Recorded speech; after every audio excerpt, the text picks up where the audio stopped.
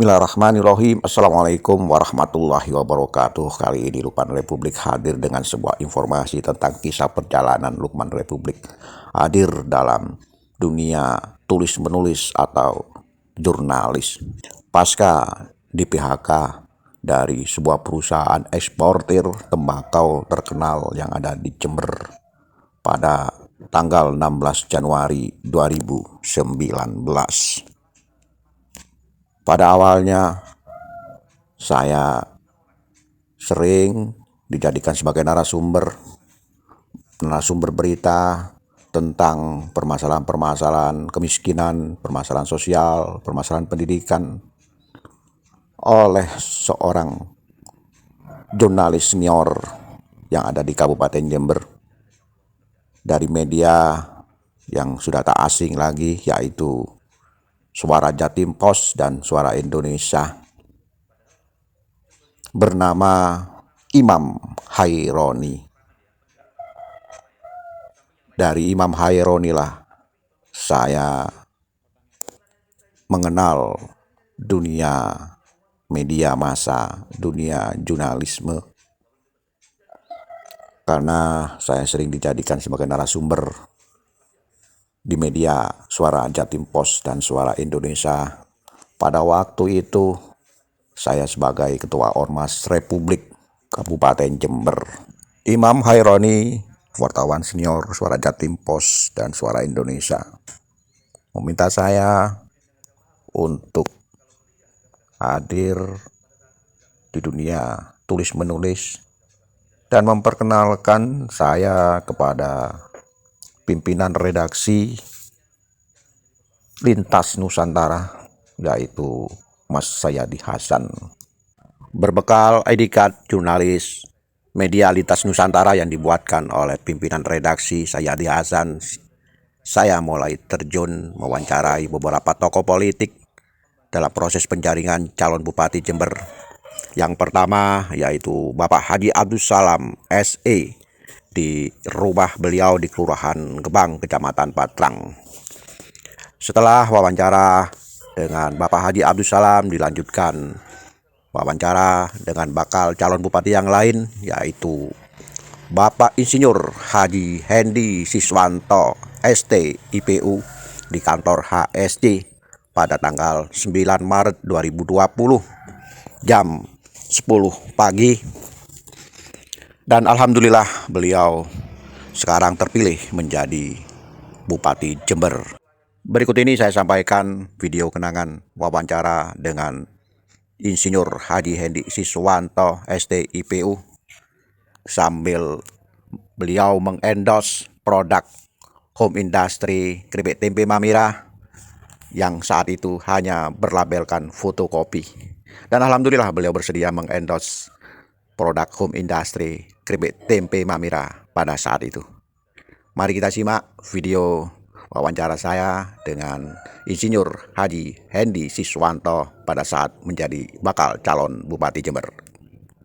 Namanya keripik tempe Mamira, singkatannya masyarakat mikir rasional. Keren. Saya sendiri bukan ini hanya mempromosikan saja, tidak. Kami bangga dengan keripik tempe ini. Kenapa? Keripik tempe ini enak, harganya murah. Saya masih bingung juga dengan Pak Lukman. Ini kapan mau untungnya kalau harganya murah segini? Gitu. Ini harga 5.000 saja di sini, dan ini isinya banyak sekali. Nomor 2 di Jawa Timur. Dalam artian terbesar itu jumlahnya 243.000 setelah malam kita. Jumlahnya bukan ngomong persentase, bukan ngomong urutan, tapi jumlah orangnya. Saya mengatakan jumlah kemiskinan tadi orang ini bukan pohon sengon. Kalau pohon sengon persentase saya tidak apa-apa, tapi begitu ngomong orang adalah orang saja tanpa persentase, tapi jumlah itu akan menjadi menentukan keprihatinan kita semua. Nah, kenapa kok sampai banyak seperti ini? Tentunya banyak faktor, tidak adanya peluang pekerjaan ke depannya, tidak ada harapan untuk bagaimana ekonomi ke depan dia bisa menjual hasil tanamannya, bisa dijual, bisa menguntungkan. Di Jember gelap semua. Padahal Jember ini kunci utama untuk kesuksesan Jember cuma satu. Yang pertama nih ya, penggerak utama, pengungkit utama ya. Di samping yang lain-lain ya, bisa macam-macam. Tapi penggerak utama itu adalah pertanian. Pertanian kita ini sekarang ini cari upaya susah. punya uang beli pupuk aja apa boleh nanti pesen gitu ya, apa boleh pesen. Dan ini sangat berbahaya, pupuk pasti mahal, dengan pupuk susah, kalaupun terbeli pasti harganya mahal. Begitu nanti panen bulan Mei dan Juni, nanti kita perhatikan nanti bulan Mei dan Juni itu petani-petani Jember akan sedih dan menangis. Kenapa? Karena HPP, harga pokok produksinya naik. Terus siapa yang mau beli beras nanti itu? Siapa yang mau beli beras dan lain-lain macam-macam hasil produksi mereka? Kalau memang dibeli dengan harga mahal, siapa yang mau beli? Kalau beli ya harga pada saat itu, gitu. Pada saat itu tidak mungkin melewati tadi harga yang ada bulog, harga batas tinggi dan batas rendahnya, gitu. Kalau sekarang HPP biaya pokoknya sudah tinggi, gitu ya, pasti tinggi semuanya. Ini yang menjadi persoalan kita. Nah, kenapa kok sampai terjadi seperti ini? Saya melihat, saya jalan-jalan Pak di desa-desa saya jalan. Tidak ada pendampingan dari pemerintah. Tidak ada goodwill dari pemerintah ini yang memang kafah itu benar-benar total membantu seperti dulu yang Jember sukses. Zaman Pak Letkol Abdul Hadi tahun 1970 yang mendirikan pertukaran Sungai Jompo yang sekarang ambruk itu, monumen, salah satu monumen kebanggaan Jember hilang satu ini. Itu beliau pada saat itu, beliau dan tim ASN-nya pada saat itu dan honorer semua bergerak bersama-sama ke lapangan mendampingi persoalan yang ada di lapangan. Baik itu di bidang pertanian, baik di bidang usaha, maupun bidang UMKM kreatif, produksi kreatif UMKM dari kita didampingi semua. Akhirnya semua naik semua.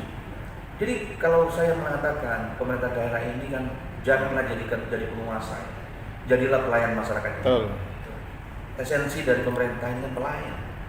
Tidak perlu pelayan itu sugih, yang penting juragannya sugih. Tidak perlu pemerintah daerah itu kaya, yang kaya itu rakyatnya. Kalau rakyatnya kaya, rakyat soal Tuhan jangan memang, ya kan? Kalau rakyatnya kaya, pemerintahnya kuat, jangan dibalik. Begitu posisinya penguasanya, pemerintahnya menjadi penguasa, rakyatnya hancur, jadi akan menjadi Fir'aun keduanya terjadi. Nah ini persoalan-persoalan mendasar buat saya. Kenapa saya harus maju ke depan ini? Saya lahir di sini dan saya sampai usia 57 ini saya tinggal di Jember.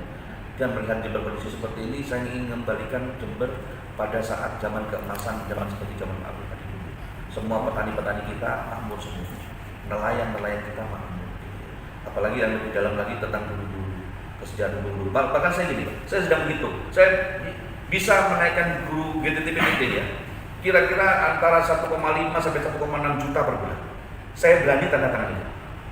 Guru GTT-PTT kalau saya dipilih, saya akan tulis di situ Anda gajinya 1,5 sampai 1,6 juta. Saya akan hitung kembali nanti, saya akan kembali. Dan kalkulasi anggaran data semua GTT-PTT. Gitu, masa kerja, apa itu memperhitungkan masa kerja? Pasti nanti akan secara proporsional. Secara proporsional akan kita hitung kembali. Itu terendah kan harus seperti itu. Meskipun nanti tertingginya nanti akan tidak jauh dari itu, tentunya akan APBD kita kuat, cukup untuk itu. Sederhana konten APBD itu. Kenapa kok berani mengeluarkan itu? Kalau kita dapat APBD sama dengan Bapak ya, Pak Lukman, Bapak dapat uang APBD itu 4 triliun. Kan uang yang wajib dikeluarkan itu 21%. Kalau dapat uang pribadi.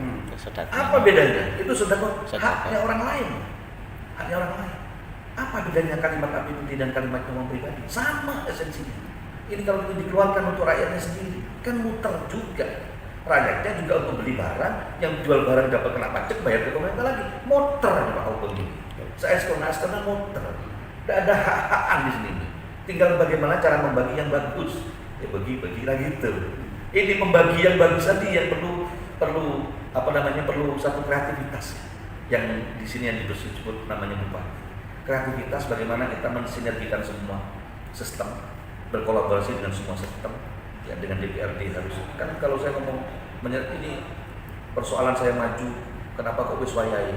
Ini tatanannya sudah agak kacau. Terlalu suami istri, bupati sama DPRD, legislatif sama legislatif sama eksekutif kan ibarat sepasang suami istri. Saya harus dengan istri saya kan harus rukun, Mbak. Tapi saya sempurna? Enggak, kurang. Yang lengkapi istri saya dong. Istri saya sempurna? Enggak, yang lengkapi saya dong. Artinya saling melengkapi. Makanya perlu kawin kita. Kalau enggak kawin, JWA Mbak, enggak lengkap sama enggak sempurna. Gusti Allah nyiptakan dunia ini lengkap, Pak. Harus berpasang-pasangan. Cetak pesetak nih. Coba pegawai JWA, enggak bisa. Harus berpasang-pasangan. Kalau Bapak mempunyai hidup sendiri, taruhan Pak, potong pala kita kalau bisa sukses. Tidak bisa, harus bersama-sama. Kita legislatif yudikatif harus bersatu. Bukan dalam arti bersatu kong kali kong, saling mengoreksi. Suami istri lah, kita sama istri tidak mungkin kong kali kong. Dan sama nakal, itu sedang ibu juga. Ibu nakal, itu sedang ibu, sosok ini ibu. Itu koreksi, itu pelengkap. Apalagi dengan berkolaborasi dengan yang lainnya. Suami istri tadi bekerja sama dengan para wartawan, para LSM, para perguruan tinggi, pondok pesantren, diajak bareng-bareng petani. Wah, keren. Sinergi. Keren sekali. Dan tidak akan ada persoalan di Jember ini. Makanya saya yakin kalau saya menyelesaikan GTT-PTT, saya kasih waktu 3 hari saja selesai, Pak. Jember. 3 hari saja GTT-PTT di Jember akan saya selesaikan. Menyelesaikan SOTK di Jember. Birokrasi sekarang yang seperti ini, saya kasih waktu 2 bulan saja. Sebenarnya saya minta waktu 3 bulan. Kemarin saya hitung 2 bulan selesai. Kabupaten Jember. Kita akan kembalikan sesuai dengan aturan yang ada dari pusat, dari pemerintah provinsi sampai ke daerah yang satu jalur lagi sesuai dengan SOTK, susunan organisasi tata kelola. Ya, itu harus diikuti. Itu saja. Pemerintah sudah membuat aturan itu sudah bagus sekali. Buat nggak usah dirubah-rubah sudah. Kita dengan kreativitas kita saja. Kreativitas kita ke budaya lokal itu kita kembangkan. Ya, inovasi teman-teman yang pintar-pintar itu harus bagaimana? Teman-teman mahasiswa yang lulusan terbaik, Pak Lukman. Sekarang ini kawan-kawan kita ya, lulusan terbaik yang dapat beasiswa banyak. Tapi begitu lulus kemana mereka? Saya bertanya ke Bapak. Berubah status, Pak. Mahasiswa yang mendapatkan beasiswa kan keren, pintar, lulus, berubah statusnya pencari kerja. Ada kecelakaan. Kalau dulu kan ada istilahnya ada ikatan ada ikatan semacam ada ikatan dinas ya. Saya mungkin kalau mungkin ikatan dinas banyak orang kan mau ditumpuk di mana jumlahnya kan banyak. Kalau saya konsepnya sederhana, Pak, kumpulkan untuk masa magang sambil menunggu. Dia itu harus kita tampung. Meskipun mungkin kasarannya dikasih makan saja, ada beraktivitas kumpulkan sama orang pintar. Nanti kalau ada kesempatan dikasih kesempatan, jangan dilepas. Gitu. Nanti kalau memang ada seperti kesempatan jadi CPNS, ikutkan dalam tes seleksi. Gitu. Tapi orang ini kepintarannya tadi harus kita amankan. Kan namanya link and match itu, kalau saya punya konsep link and match ya. Link and match itu bagaimana mengkolaborasi antara perguruan tinggi dengan perusahaan-perusahaan yang ada di sekitar. Supaya mereka yang dibutuhkan perusahaan itu ada di perguruan tinggi itu. Let's lulus lebih komunitas. Itu loh maksud saya. Ini tidak dilakukan ini. Buktinya apa? Perusahaan saya aja, pabrik saya. Kalau saya butuh tenaga kerja, saya tulis lamaran, dibuka lamaran gitu. Karena memang sing lamar sok ya, harusnya kan saya ada hubungan dong kerja sama dengan perguruan tinggi, nawarkan Pak punya mahasiswa ini, siapa yang dibutuhkan apa? Kan gitu harus. Ini kenapa tidak terjadi seperti itu? Kembali lagi, pelayan masyarakat tidak terjadi di sini. Tidak hadir. Saya Haji Siswanto hadir sebagai pelayan masyarakat, bukan. Nah ini Pak, carut marutnya kondisi Jember ini kan tidak lepas dari manajemen ya, dari sang pemimpin. Nah di Jember ini kan selama ini manajemen ini tersentralisir, ya. Satu contoh Dispenduk, satu contoh Dispenduk pelayanan publik.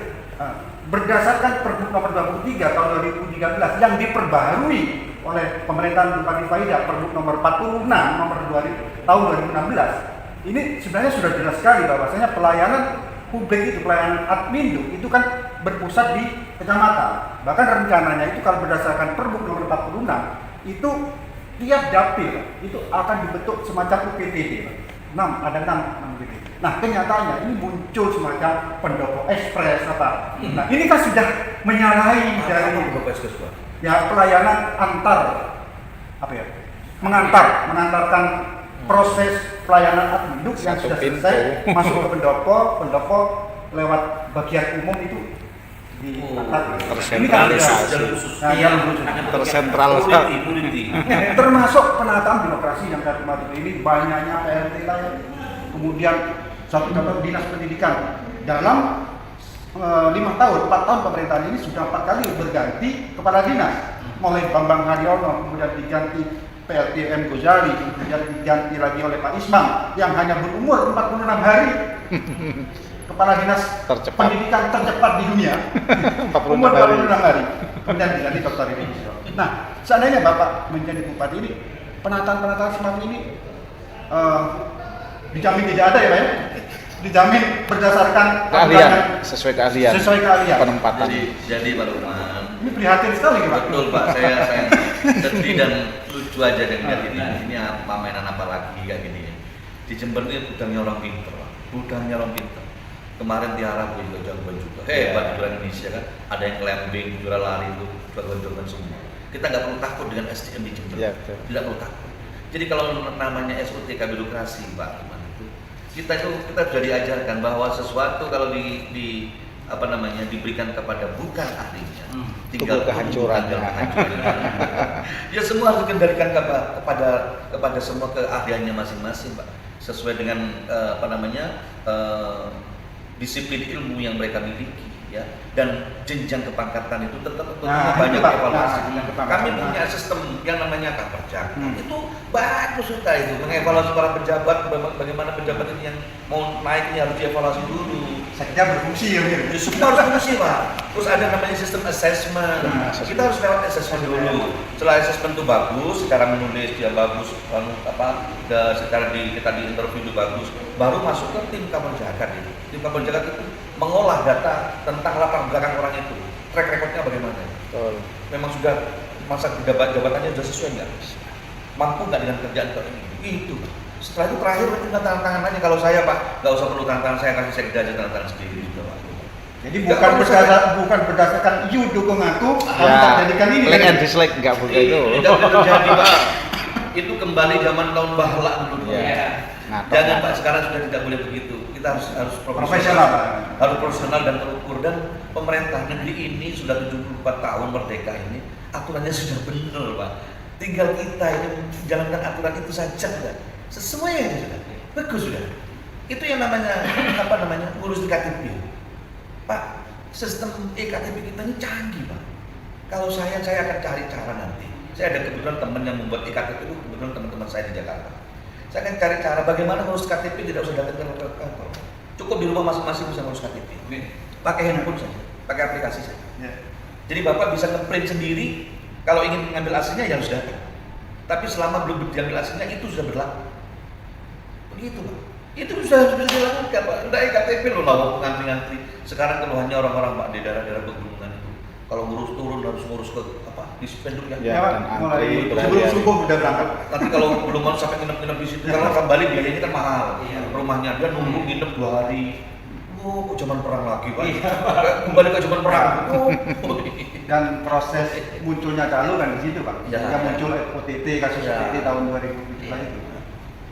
Itu artinya gini Pak, sesuatu kalau digunakan dengan baik, insya Allah apa yang menjadi bermacam-macam variabel-variabel yang kurang baik seperti Calo dan macam-macam itu, awalnya tuh Calo tidak ada. Awalnya Calo tidak ingin bekerja Calo kok. Tapi kalau mereka memang ada pekerjaan yang untuk mereka semua, mereka ingin juga kerja seperti norma-norma juga yang lain Pak. Norma-norma yang lain, sungguh. Saya pernah wawancara gini Pak, teman-teman saya Calo yang di Jakarta, tiket lebaran. Saya kebetulan dulu waktu di Kementerian Perhubungan saya ngurus angkutan lebaran Pak, se-Indonesia saya ngurus angkutan lebaran. Saya ngurus bandara udara, urusan udara dan urusan perkereta apian. Kan banyak Calo, tangkapin semua. Saya bilang, Pak, kalau bisa jangan ditangkepin dong. Kenapa mereka ingin dicari makan gitu.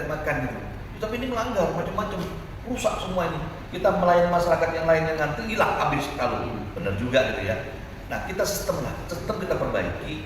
Bagaimana cara beli tiket yang mudah di semua tempat ada.